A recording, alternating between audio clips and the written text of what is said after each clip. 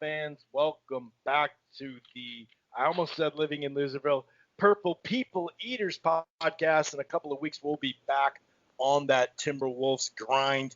We are going Vikings for obvious reasons. We've had a lot of stuff go on.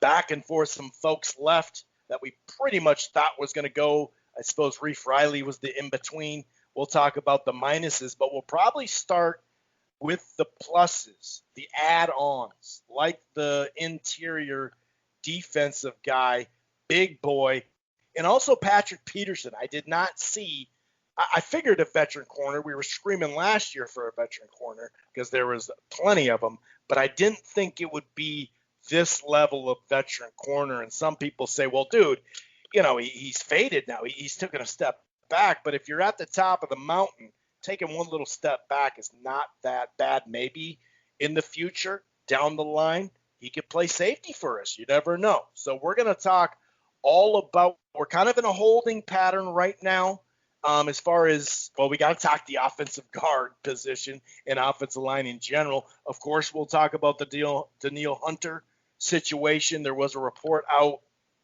2 or 3 days ago that added like one little detail. There's some reports out right now that added some detail. Who knows exactly what that'll be. So we're going to talk all through this free agent market here, possible trades or moves in the future here. It does sound like they're ready to extend Harrison Smith, which will give us a little cap. Right now we know Thielen restructured. A couple of folks restructured. Anthony Barr. That was a good sign. We keep him back, but, he only has 1 year. We're going to talk all about it in just a short little bit. But if this is your first time listening to the Purple People Eaters podcast, welcome. It streams live right here on blogtalkradio.com/Rope-A-Dope Radio. But you don't have to go to Blog Talk and download the show, Rope-A-Dope Radio, and download the show right there. Listen to the browser. If you don't want to, you can listen to this show here at Rope-A-Dope Radio Podcast on Apple Podcasts, iHeartRadio, Player FM, TuneIn, Stitcher, really across the board. We're also part of the Grueling True Sports Podcast Network, which can be found almost everywhere. While you're at it, why don't you head on over to thegruelingtruth.com. It's football, basketball, baseball, boxing, everything in between. And a couple of months ago, we opened up a Spricker account called Living in Loserville. So that's at Spricker. Go ahead and listen. Go ahead and follow that page if you'd like to. Otherwise, listen to the content. My co-host Aaron just put out some Vikings content not long ago. There'll be kind of year-round stuff on that when it comes to what we always talk about, whether it's Vikings football, Gopher football, or Timberwolves and Gophers basketball. One more thing, though. If you're thinking about cutting the cord or you're not quite happy, I got something for you. It's called AT&T TV. It's not AT&T TV now. They merged on me. Got an email. I'm like, oh, okay, I got to start saying it differently. It's AT&T TV. The plans start as low as $69.99. There's no annual contract, simple pricing, no hidden fees. There is a cloud DVR available. You can stream it anywhere on any device. And right now, if you sign up for the choice package, that'll give you a free year of HBO Max, plus for the rest of the season, NBA League Pass Premium. That's a limited time on that one, okay? So sign up now. Get into that NBA League Pass Premium for the rest of the season. That's AT&T TV now. Okay, I'm going to go ahead and bring in my co-host, Aaron. The last couple of months, all we heard about was cap hell, salary cap hell. The Vikings are in cap hell, especially 1,500, but local media in general just hounding it and pounding it in our brains. And here we are. And I'll tell you what, if this is salary cap hell, I think I'm going to sin a couple more times a year because we've done some stuff that I didn't even think we were going to do. The salary cap means something, no doubt, but when you can finagle or you can cut some dead weight or whatever, it's not as crazy as it seems. And it's funny because we talk about future stuff. Next year, it is horrendous next year. Well, it's funny. News just came down this afternoon, 10-year new deal for the NFL, and they were going to double their money. They got 85% on top of, they literally almost doubled their money. So the cap is going to go much higher than maybe we even anticipated.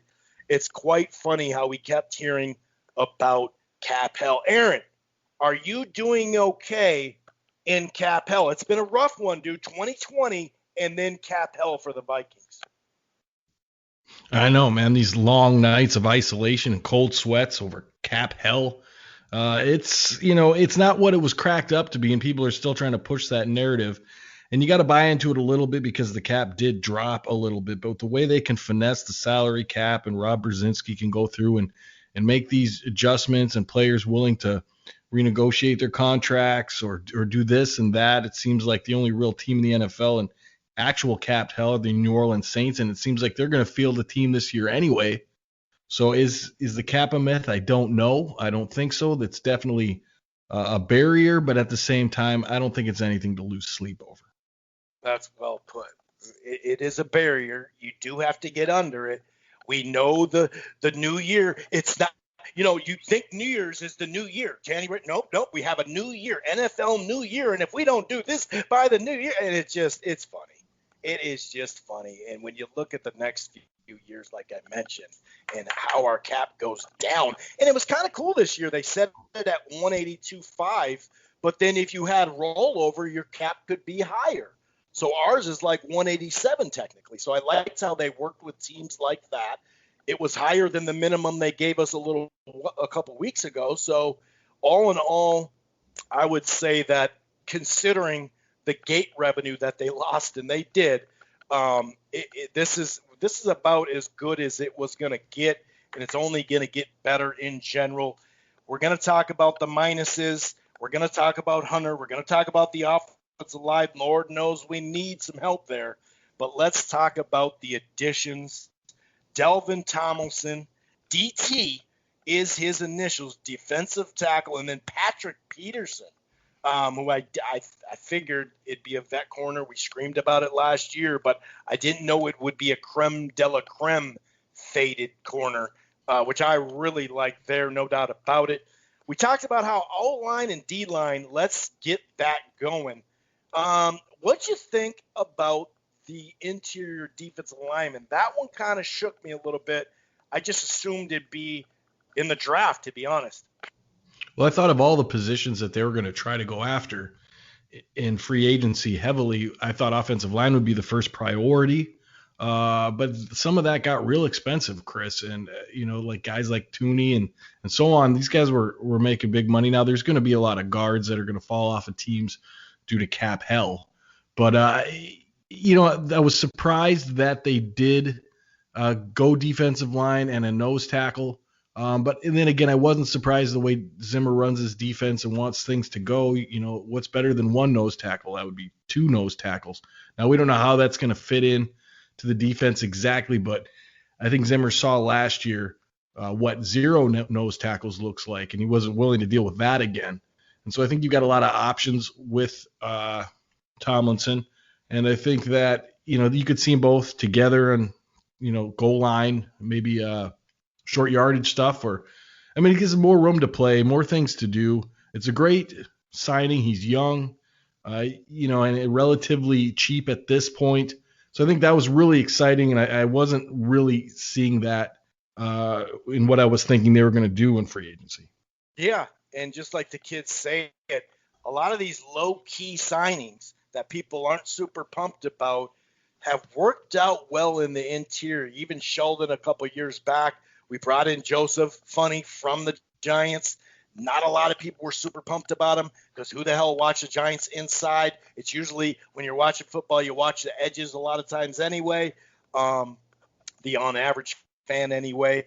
And even Pat Williams, and I'm not trying to say this guy, we got the Williams wall, but even Pat Williams came here and it was just like, whatever, huh? And then you see him, you're like, oh my God, this is really going to help. So I am really, really surprised. And I think what it is, Aaron, he popped on that tape from that Saints game, and he's like, nope, go get me Delvin Thompson. Yeah, it has to be that 6 touchdowns to Kamara's not something you want to. I mean, I'm sure he's seeing that in his sleep. Talk about sleepless nights. It's just, touchdown, Kamara, touchdown, Kamara. He's like, no, he's waking up, turning over. But yeah, I mean, that was, you want to have that defensive line stout, like we said. And we really got to see what a bad defensive line looks like last year. And in saying that, the highlight so far of this offseason period is that Shamar Stephen was let go. Now, nothing against Shamar as a person, but obviously, if you've listened to the show, you've known that I've been a little antsy about keeping guys around. And it was good to see that what should have happened did happen. Indeed. Trim that money. Gave us a nice little chunk. Wasn't a lot of dead cap on his contract. Now, the second bigger signing, we'll go over the little minor BBs and all that, but Patrick Peterson. Now, I see some folks on Twitter, dude, he's way past his prime. He's this, that, the other. But when you're at the top of the mountain, dude, if you're at the lower peak, it's still pretty good. You never know down the line with these veteran cornerbacks, especially with Zimmer. He might end up playing safety in a year or two. You never know. But I do like it for the young corners, for depth. I just love the signing. I did not see this coming. I know he's old, but can he do punt returns too? Okay, maybe I'm getting greedy. Yeah, I mean, I know you're happy about it. All last year you were talking about a veteran corner. We need a veteran corner. And I said, well, maybe I was on the other side of the boat, get rookies in and maybe get, guys to come up in depth. But we learned there's not much depth. And so, yeah, we had to have a veteran corner. And I think we got a really great veteran corner as far as experience, 10-year vet, knows how to play corner, can teach the young corners how to play. We're going to figure out who's going to play where now. But, get outside. You got, Peterson. Is it Peterson? Yes, I keep wanting to call him Patterson. And then you have the Dancer on the other side to learn a little bit about that. Gladney inside. There's a little rumors of Mac McKenzie coming back. That kind of was confusing, but that didn't seem to work out. So that was another great signing for that defense. I don't know what else to say about it, but that as long as everybody stays healthy, I couldn't think of a better mentor right now in the NFL than Patrick Peterson. Yeah, you said a lot there. I mean, I'm super happy at this one. I really thought it'd be a much more I got a year left maybe type stuff. What are your thoughts on some of these other minor signings?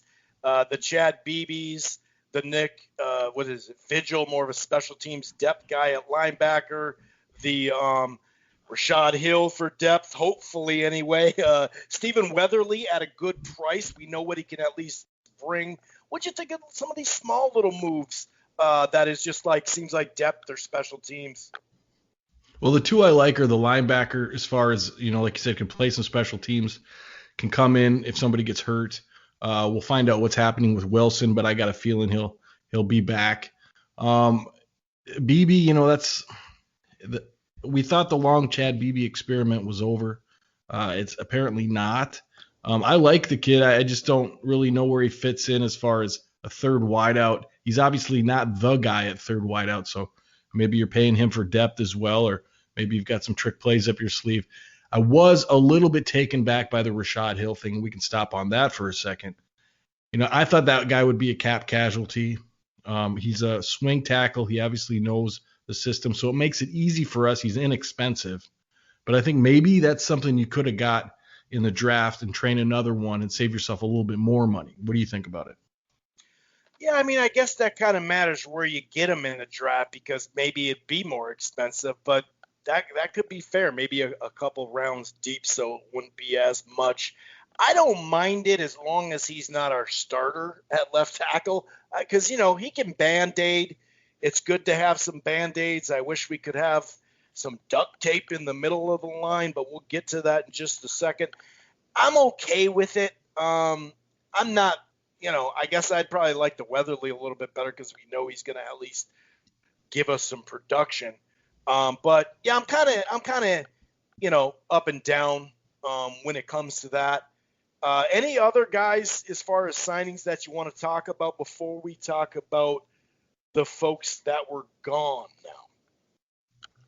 now? Just a little bit interested about Mike Hughes. We didn't pick up his 5th-year option. He's in a tough spot for a corner and an athlete right now because he's coming off injury after injury after injury. I think they're going to probably see what they can get in the draft, evaluate him during training camp, and see where you go from there. And I think that's also what they're going to do with Rashad Hill. Yeah, you're going to sign him for a little bit, try to bring in some competition. If he can get beat out, I don't think you'll see him on the roster come opening day.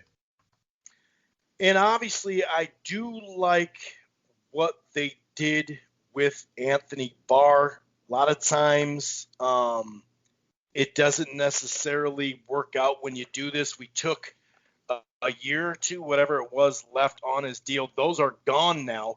It saved us a little cap room for this, but he's still getting a fat paycheck. But now he is going to be a free agent. A lot of the money he had on the books, a lot of folks were saying the free agency, there's no way anyone would pay you that. So we're not going to pay you that. So why don't we find it in between? And, guys in their contract years coming off injuries, he's going to be motivated anyway. Maybe they'll, bring him off the edge more like they did in the first couple of years.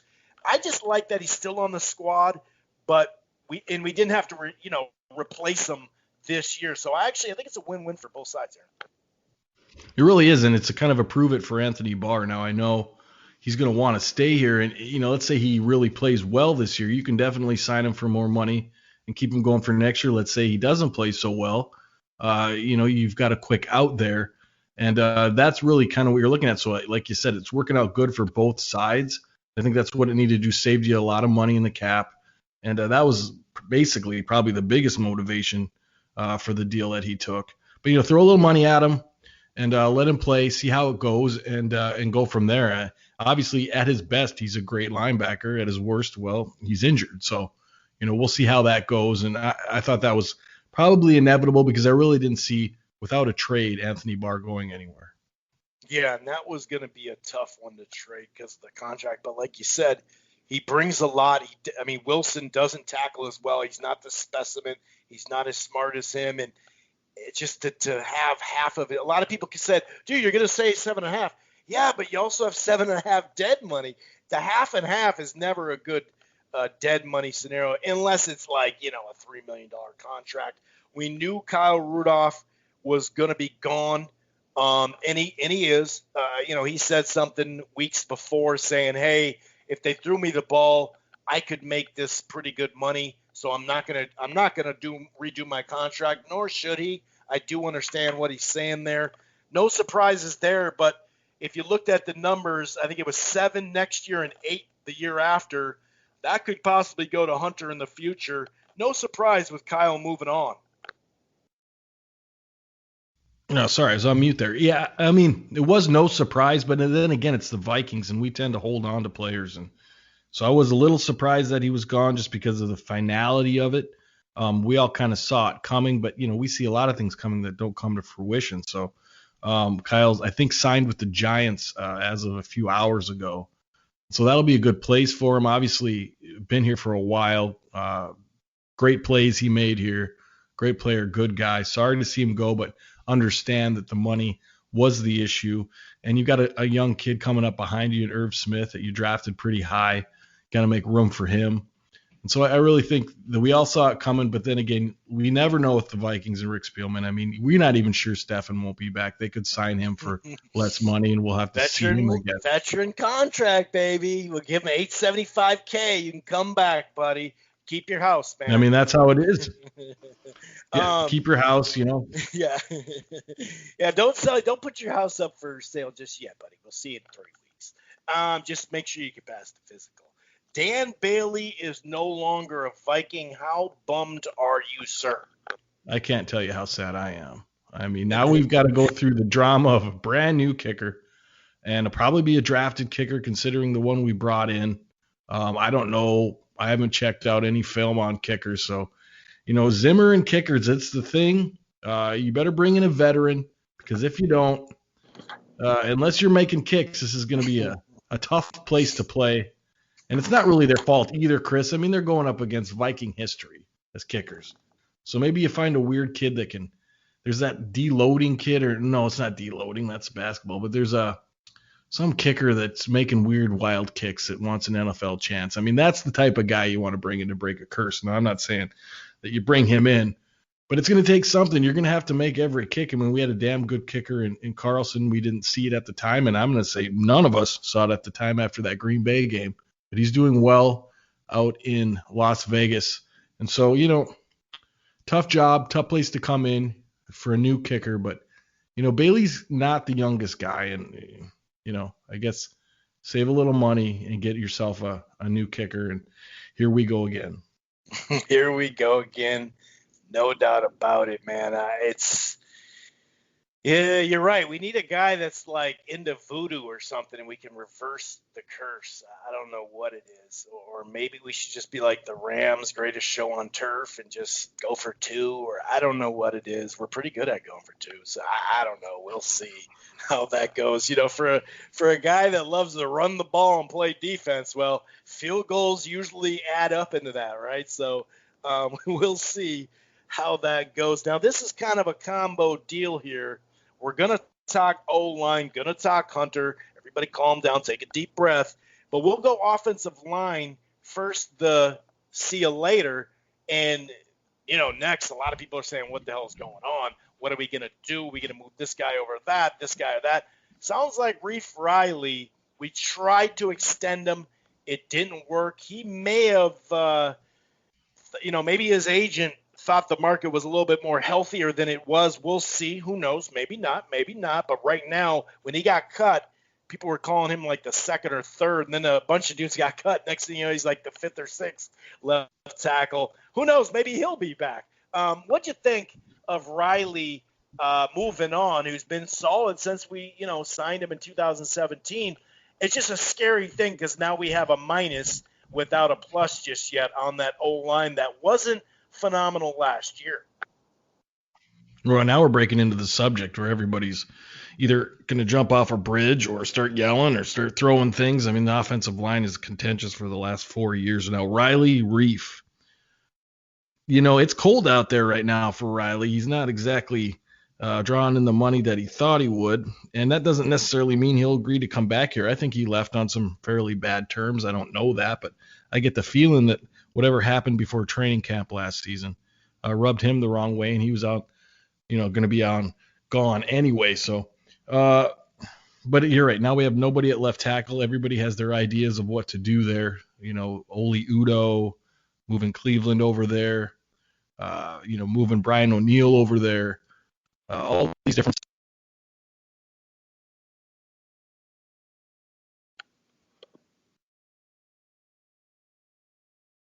I actually lost you. Absence. Oh, there we go. Okay, you're back.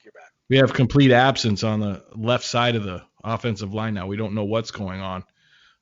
We can assume that Dozier won't be back there. So, Riley Reef could return if the money's not right and we offer him something, that he likes. But I don't see that happening. I don't, do you, Chris? I mean, if there's bad blood, there's bad blood. Yep. I mean, we were both shocked in a sense of like, what are you doing before opening kickoff? Did you do it in the locker room and hold a gun to his head and say, hey, dude, sign this or not? It's kind of like, why are you cutting him right before why even do this? Like, yeah, I think you're right. The bad blood, it does sound like we did try to extend them. I don't even think that money's there potentially. I hear a lot of people saying, don't move O'Neill to left guard because you're about to give him an extension, and that'll get more money out of the extension because left tackles make more money than anybody on the O-line on average. I'm just trying to get the best player there. Whether it's him, could be him, and just keep the youngster there, Cleveland, on the right side and just put him to right tackle. Both of them have played left tackle in college. He did play at Pitt, left tackle, O'Neill. So, we did kind of talk about this. It kind of either came to we're going to, extend Riley and then get a legit guard, or maybe we'd have to tweak it and maneuver, and that's kind of what we thought would maybe happen. That's kind of why we got Cleveland in a sense a year ago. But now it's like, all right, dude, we need an interior dude. I don't care if it's a center. We move Bradbury. We got to do something. And Before we freak out, though, we do have, it looks like we don't have money, then we do, then it doesn't. But Harrison Smith, we mentioned that extension. That is like lingering because he's a older guy, but he still played great he played pretty damn good last year. I think he showed his worth the most last year. Without any pressure, he was still making plays. Couldn't really say that about Harris. Maybe when we get to the quarterback more, Harris will come back into form if he comes back. But I think that holding pattern is let's go get a solid guard. And I got to say, I'll be very disappointed if we don't go out and get an interior offensive lineman because they are still available on the market. I mean, you have to think that that's what all this restructuring with Thielen and Harrison Smith is about, right? I mean, clearing a little room for guard. I can't see anything else that you really want to attack free agency-wise that is that important. Maybe a tackle and then kind of deal with that problem. But that's going to be more expensive than the guard. I think there's going to be some names out there at guard, obviously, but you want to kind of get a good quality guard here to finish off your line if you could do that. But then again, maybe you spend the money on the tackle. We're kind of caught between a rock and a hard place here of what you spend your money on, who you move where. Because you're right. I think the best thing to do would be to move O'Neal to left tackle, but you got to wait a season to do that before you sign him for the money, like you said, so that you're in a tough spot there. You can maybe rip up his contract, write him a new one, and then move him. But it's very, precarious of what you want to do there. I think that would be the best move, and then move Cleveland to right and then start filling in your holes. But you're not going to be able to do that. Considering the contract money, you don't want to spend, you don't want to spend left tackle money for a right tackle or vice versa. So it's tough, man. But there are going to be guards. I think they're freeing up the money, and if it's anything else but guard, I think people are going to lose their shit. So I think the next move in free agency has to be at least a guard, and then you can go into the draft comfortable enough where you don't have these glaring needs where you have to reach for someone that might be a little bit before. Yeah, kind of going off Delvin Thompson. Maybe they thought, hey, man, there are some guys inside that we like in the draft, but it's not like overly deep per se. So it's kind of hit or miss. Maybe we'll get him. Maybe we won't. Maybe it won't be there when we want him, yada, yada, yada.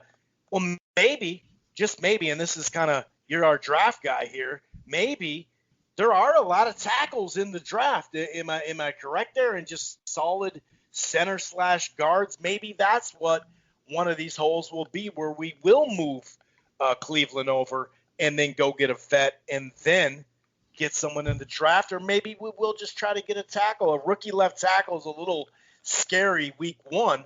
But we talked about, hey, dude, maybe this is the year we get a plug-and-play guy that really stands out, hopefully on the interior or whatever, because that's one thing that we haven't necessarily had from day one in the draft on offensive line. Well, considering we have one pick in the first 70 some odd picks, your good tackles are going to be gone quick. And anything under that obviously is going to take a little time to get going. So I think you're going to find more success if you're going to go at a possible starter on offensive line to go at the guard position. There are a few guards, centers, guys that can play both that'll be there. Obviously, you're going to have to do some maneuvering because a lot of these guys you're not going to want to spend pick 14 on. And then you've got to wait a whole day with nothing in the second round. And so you have to deal with that unless you can move up, obviously. And I'm not going to put that past Spielman to do that. But there are options in the draft. But if you're looking for a starter, Chris, you're probably going to find that more easily at the guard position than a tackle. And we got to get a kicker. So we're probably going to move up to the second round and get a kicker too, So, I mean, that'll at least I just don't want to give up a fifth round pick for a kicker. That's all I don't want to do. I don't want to do that. The punter kicker guy, I don't want to do that again. All right. We've come to the unfortunate situation with our guy Hunter, who a lot of times when he's on the field, he is the best player on the field, both sides. This dude's a stud. We got him in the third round. He started showing potential. We had to send B-Rob out because we couldn't hold Hunter back. He went out, had like a 12.5 sacks. Then he tore his pec, I believe, or something like that. Didn't have as good as year. His pressures went down. It was like 7.5 sacks, but a lot of that was the injury. But, in the NFL, it's cutthroat. They don't give you got injured. That's what happened. But they signed the extension that off season. Now, if they would have waited one more year, you're looking at a 14 and a half sack season, and he was the quickest to 50 and all that shit. He could have got paid like a lot of these dudes are getting paid. He is underpaid. He does have 3 years left. We do have, before, we're not in cap hell, guys. Look at the coming years. Go to salarycap.com and all that. Go look at the next year we have right now, 179 mil. The year after it's 133. And then it's like, I don't even know, 40 million or something. So we have extension money. We're a younger team now. So remember all those guys we extended maybe the last 5-6 years. We're about to do that in the coming years. That's how we like to do it. And name me a guy that we drafted and wanted to extend and couldn't. You can't really name them. But we're in a scenario. We hear all these reports where he won't show up without a new contract. We heard he's going to get a new agent. He has all these options that he says he's going to do. Now, when we say he says, there's no direct quote from him or his agent. It's all, I'm not going to say just hearsay, but it is all just reports or quote unquote sources. We also hear PA and what's his toes? Why can't I think of it? Doogie said that him and Zimmer recently talked on the phone, and they met halfway. Like, hey, dude, I get what you're saying. It's just a tough scenario, man. Where are you at with this? Because Hunter is a key piece to this team in general, especially defense. We saw that last year. You're right. And, Zimmer and Hunter talking on the phone and meeting halfway, that could be halfway to the fishing hole. We don't know what exactly they talked about. And obviously they probably was some coercion there with Zimmer trying to get him to maybe calm down a little bit, get off the social media, etc. Maybe try to talk him off the ledge and let him know we're going to try to work on something. But here's the deal, Chris. Where I stand is he deserves the money now. Obviously, he signed his contract, and if you go back to the shows we did when he signed that contract, you and I were both surprised, like, whoa, that's a great deal for Hunter. I mean, we got off well there. So we knew it wasn't market value deal. It was maybe at the time, but we knew that it wasn't going to cover for long. So we've all kind of seen this coming in a way. And now it's come to fruition. 14 and a half sacks. Obviously, he didn't play last year with a neck problem. But we think if the neck is fine, he's going to continue to have that kind of impact on the field. So I feel like he deserves the money. And it would do your team an awful lot of good morale-wise, I think, to give him the money he deserves. But, this year the cap is not really hellish, but, it's going to be an obstacle to get him where you want to get. So maybe, they're clearing up that money to sign Hunter or to get a guard. We don't know. But obviously you want him on this squad and you want him happy. But at the same time, he did sign the contract. It's 3 years. I really think they're going to work something out. But if not, he's got trade value. So we're not kind of in as bad a position as we think. But, I'd rather have Hunter than trying to find a defensive end, creating the pressure that Hunter did. But then again, he has to prove that he's back from his injury. So it's a hornet's nest here. And, where do you fall? Where do you sit? Do you pay him now? Can you put it off? Can you throw him some money and wait till next year? I mean, I don't know where I stand. The only thing I can concretely say is that he does deserve more money if healthy. And he's a quality player, quality person. I don't see anything getting in the way of his money. I just hope he gets it here.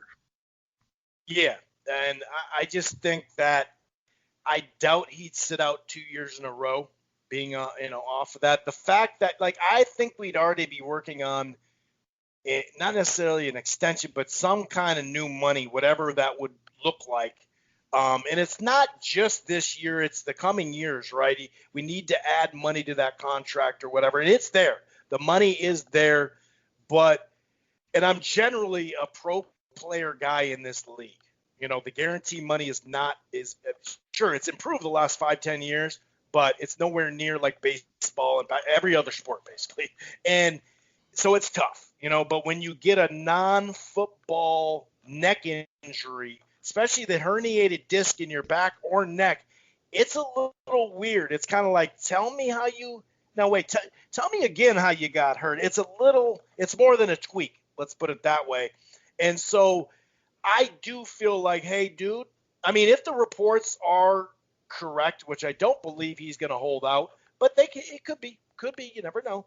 I just think, dude, I don't think it's asking much from the team side to say, let's make sure you're healthy. Because if we're going to give you all this guaranteed money that we're going to owe you, no matter if you're healthy or not, it's a lot. It's a lot. And it's not that we won't give it to you, but you got to prove that you're healthy. And I think that's all it takes. I think if he was healthy, we'd already gone through this process for his future contract. So I think it's going to get taken care of. It's got a way of taking care of. I think we'll get it done, but it's easy. This one is easy to be stressed about because, he's such a stud on the field, dude. There's just no way around it. The guy is a stud.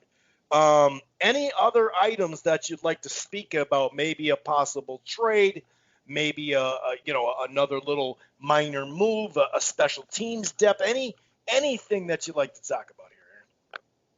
Well, I thought maybe we could brush on. I know we did a little bit off air, but everybody's, again, cap hell. And we're coming up on the third day of the league year here, which is supposed to be a big day for the Cousins situation. I know a lot of people have their kind of two camps on Cousins, but nonetheless, that contract's going to be, pretty much written into stone here in what I think it's Friday, but some people say Saturday, but I'm going with Friday at 3:00. Now there is maneuverability. It's not as bad as it seems, but now you're on the hook come that time for 35 this year, 40 next year, possibility of trades. We don't really think we're going to do that because they seem to be all in this year. Filling that quarterback position is not going to be as easy as we know here in Minnesota. But the clock is ticking. We've been waiting. It's official at 3:00 tomorrow. Maybe talk a little bit, Chris, about why it's not the end of the world if that passes and Cousins actually gets that contract finalized. As much as I really enjoy and think a lot of the local media do great, we pick on 1,500. Shoot, a couple of years ago I interviewed for a job there. Hire me, please. I'll work there gladly. It's nothing to do with if these people are good at their jobs or not, or hey, it's got everybody talking, doesn't it? So they're doing something right, no doubt, or they're doing a lot of things right. But this whole thing about Cousins, it's the third day, and it's like, hey, dude, we just found this out. Ziggy doesn't even know this. On the third day of the new year, it's like, dude, 7 years. It's like, dude, what do you mean? You don't think Ziggy knows what Ziggy's money is? Like, this is all ridiculous in my opinion. Because if we were to trade him, the team that would and by the way, he was untradeable, but then we heard a bunch of calls in the offseason so far, right? Now, that money is going to be that way for anybody that picks him up. That $45 million guarantee cap, that is going to be something that the team that we were going to have to trade him to, or we're going to potentially trade him to, would have to deal with that too. Now, when it first got signed, that extension, a lot of cap people, not anything local, even actually the 1,500 dudes that don't like him, still said that is not the real number, that's when you extend it and move that money.